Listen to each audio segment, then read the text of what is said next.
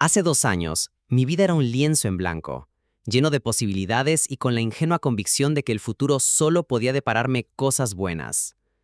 Tenía un trabajo estable, un círculo de amigos leal y una relación cercana con mi familia. Y tenía a Adrián, mi mejor amigo desde la infancia, el hermano que nunca tuve, la persona en la que confiaba con una fe ciega y absoluta. Fue él quien, con una sonrisa deslumbrante y la promesa de un futuro dorado, me convenció de unirme a lo que describió como un negocio millonario. Al principio, la propuesta parecía inofensiva, casi trivial. Vender suplementos nutricionales de una marca revolucionaria. Vamos a hacernos ricos, tío, me dijo, con ese brillo febril en los ojos que yo confundí con ambición y que ahora reconozco como el primer síntoma de una enfermedad moral. No sabía entonces que esa decisión, impulsada por la lealtad y el deseo de creer en mi amigo, me arrastraría a las profundidades de una estafa piramidal. Y lo que es peor, no tenía ni la más remota idea de que intentar salir de ese infierno prefabricado sería la peor y más peligrosa decisión de mi vida. Adriano me vendió un negocio, me vendió un sueño, y lo hizo con la maestría de un ilusionista. De la noche a la mañana, su perfil de Instagram se transformó en un escaparate de lujo y éxito desmedido. Fotos en yates relucientes, con el sol del Mediterráneo bañando cubiertas de teca y copas de champán en mano. Historias conduciendo coches deportivos que yo solo había visto en películas, con el rugido del motor como banda sonora de su nueva y envidiable realidad.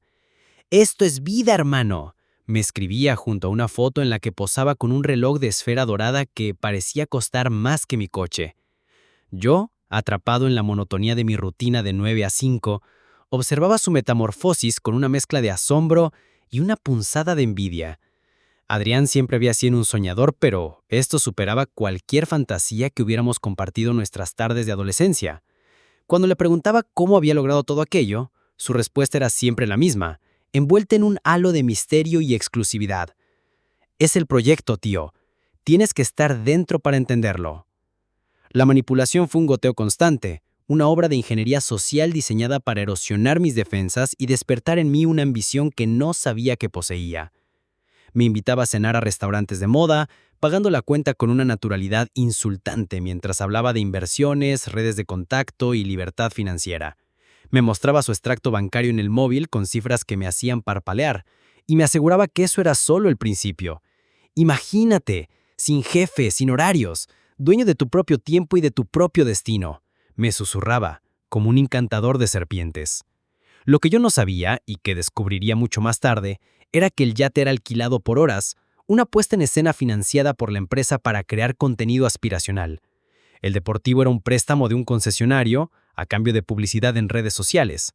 El reloj era una réplica de alta calidad, y los extractos bancarios eran capturas de pantalla manipuladas. Todo era un decorado, un espejismo diseñado para atraer a incautos como yo, para hacernos creer que el éxito era tan fácil como extender la mano y unirse a su familia. Finalmente, cedí. La presión, la promesa de una vida mejor y, sobre todo, la confianza ciega en mi amigo me llevaron a firmar los papeles.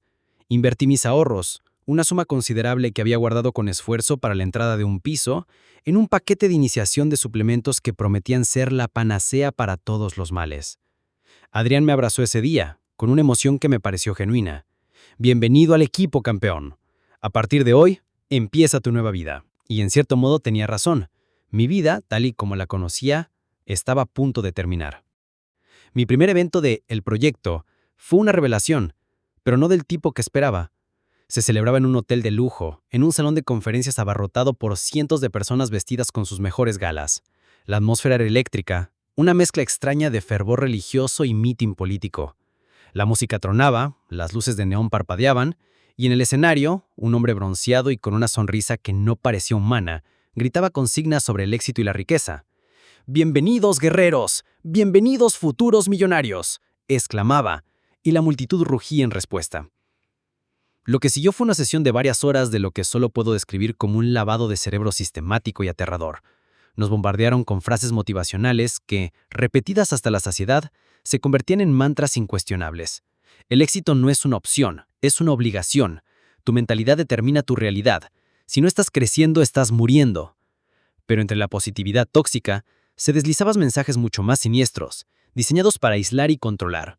Los que fracasan son débiles. La gente que te rodea, tu familia, tus amigos de siempre, ellos no entienden tu visión. Son anclas que te impiden navegar hacia el éxito. Tienes que estar dispuesto a cortar amarras. Esta idea se repetía una y otra vez, de diferentes formas. Nos contaban historias de líderes que habían tenido que distanciarse de sus seres queridos para alcanzar la cima. La lealtad al grupo, al proyecto, debía estar por encima de todo. Las reuniones semanales eran una versión más íntima y concentrada de estos grandes eventos. Nos reuníamos en una sala alquilada, siempre bajo la dirección de un líder de nivel superior. Adrián, que ya había ascendido un par de peldaños en la pirámide, a veces dirigía estas sesiones. Lo veía transformarse, adoptando la misma jerga y los mismos gestos grandilocuentes de los oradores del hotel. Hablaba de mentalidad de tiburón, de destrozar los límites y de que la duda es el veneno del emprendedor. Nos hacían participar en ejercicios de visualización, cerrando los ojos e imaginando nuestras vidas con el dinero y el éxito que nos prometían. Nos obligaban a aplaudir frenéticamente cada vez que alguien compartía una victoria, por pequeña que fuera, como vender un bote de pastillas a su abuela.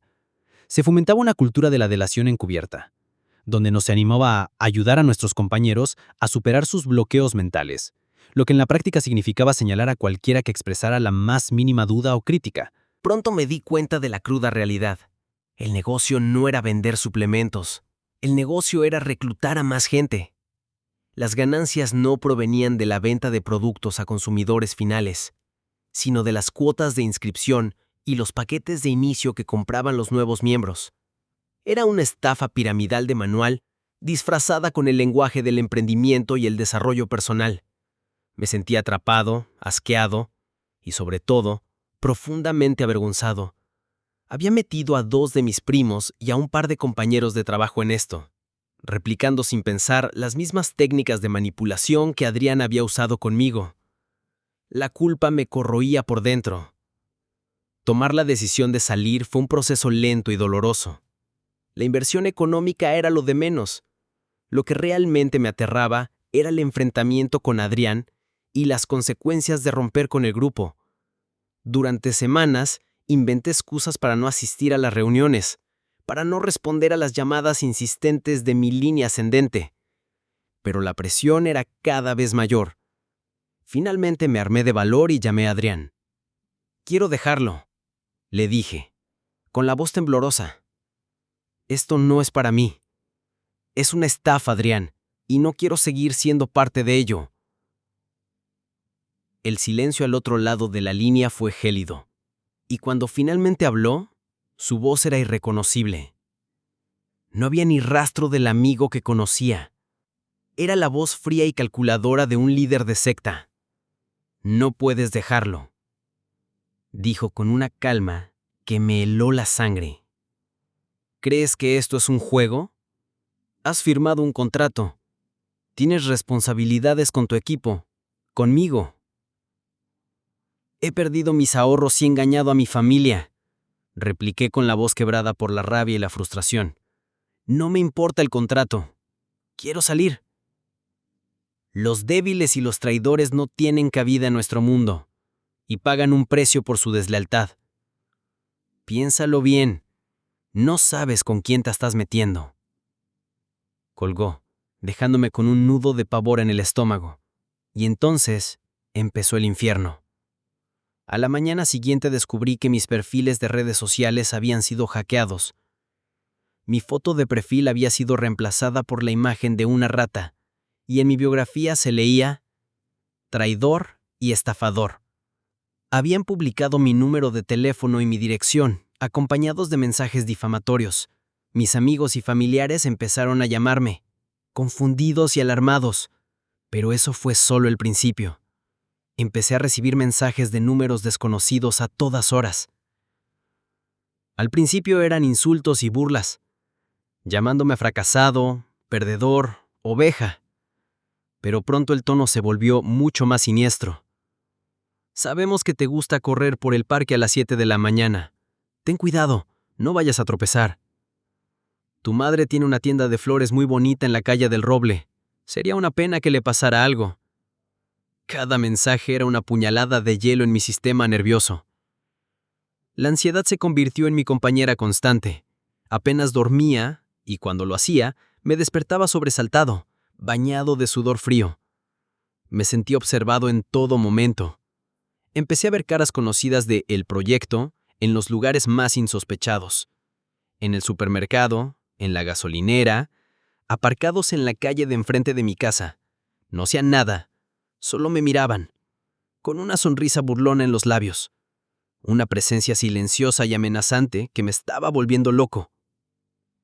La noche en que me siguieron a casa fue el punto de inflexión. Salía tarde del trabajo, exhausto y con los nervios a flor de piel. Al mirar por el retrovisor, reconocí el coche. Era el BMW de uno de los líderes de Adrián. Se mantuvo una distancia prudencial, pero no había duda de que me estaban siguiendo. El pánico se apoderó de mí. Aceleré, di vueltas sin sentido por calles que no conocía, intentando despistarles, pero no lo conseguí. Cuando finalmente llegué a mi casa, aparcaron justo detrás de mí. 2 hombres bajaron del coche, 2 tipos corpulentos que había visto en los eventos, siempre flanqueando a los líderes como gorilas. No dijeron nada. Solo se quedaron ahí, apoyados en el capó de su coche, mirándome. Sabía que era una demostración de poder. Un mensaje claro. Sabemos dónde vives. Podemos llegar a ti con lo que queramos. Esa noche no pegué ojo. Entendí que no se detendrían ante nada. Y supe que tenía que hacer algo más que simplemente esconderme.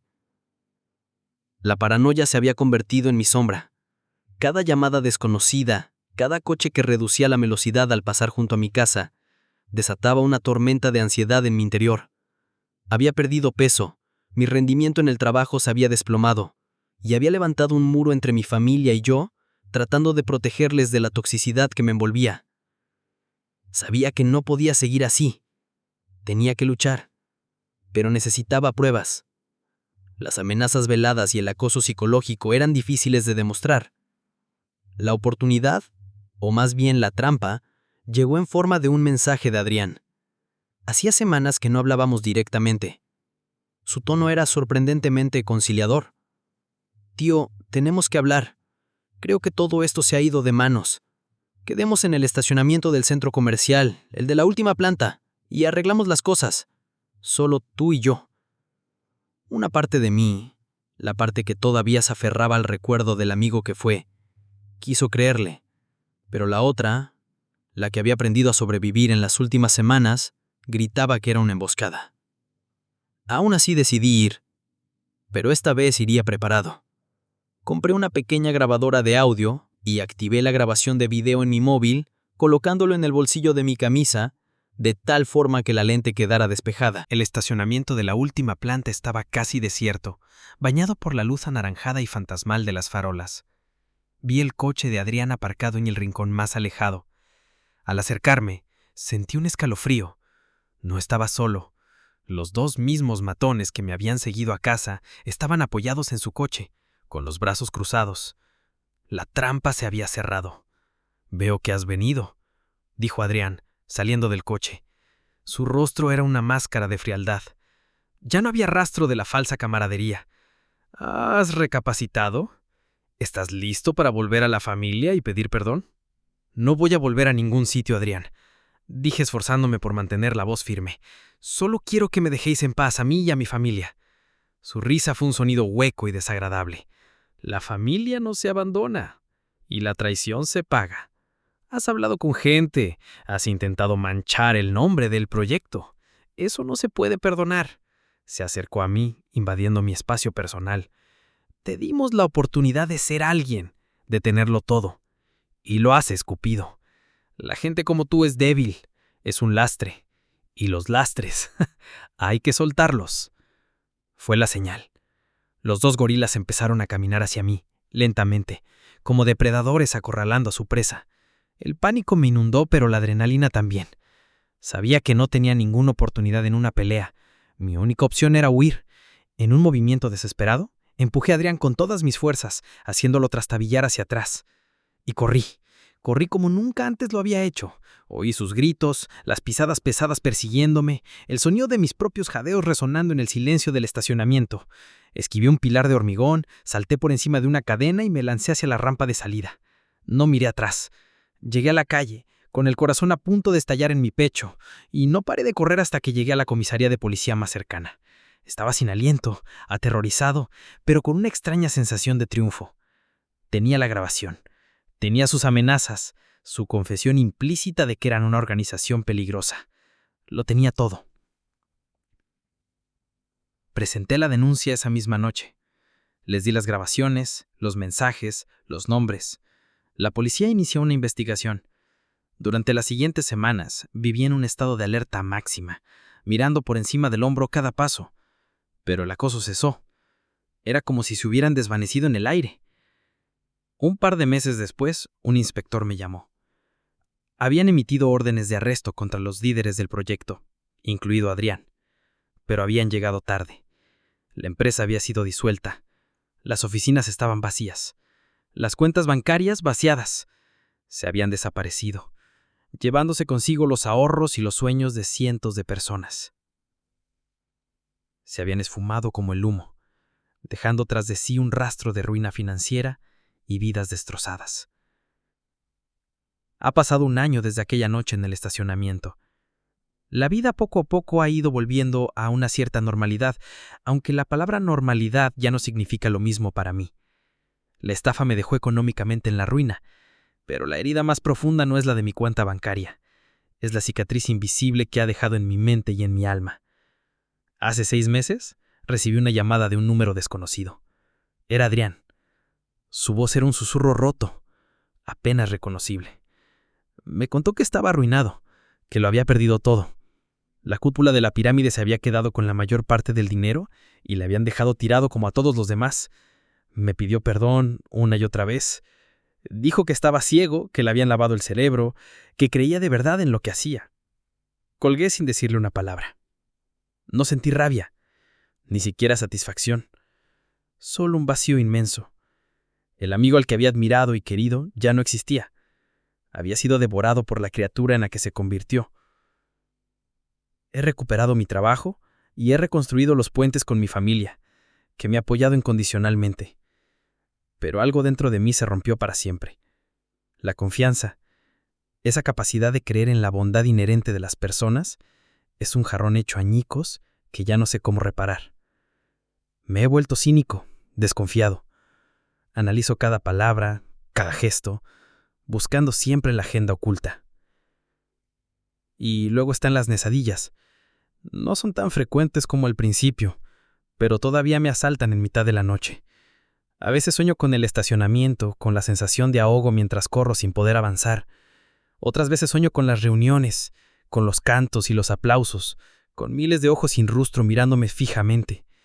Me despierto con el corazón acelerado, con la sensación de que todavía estoy atrapado, de que nunca escapé del todo. Sé que el tiempo, con suerte, atenuará el dolor, pero también sé que esta experiencia me ha marcado para vida. Me enseñó una lección brutal sobre la Grecia, la manipulación y la fragilidad de la confianza. Y me dejó una pregunta que todavía resuena en mis noches de insomnio.